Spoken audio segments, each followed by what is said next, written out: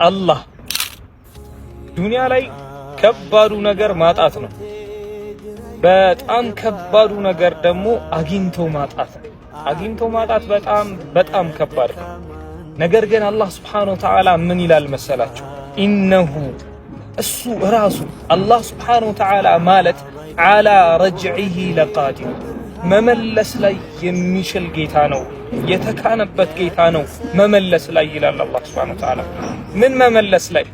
ያጣችሁትን ሳቅ መመለስ ላይ፣ የተለያችሁትን ቤተሰብ ጤና፣ ያጣችሁትን ትዳር፣ ያጣችሁትን ገንዘብ፣ ልጆች ምናምን መመለስ ላይ ያጣችሁበት ጉዳይን መመለስ ሲጀምር የሚችልበት ጌታ ነው ይላል አላህ Subhanahu Wa Ta'ala።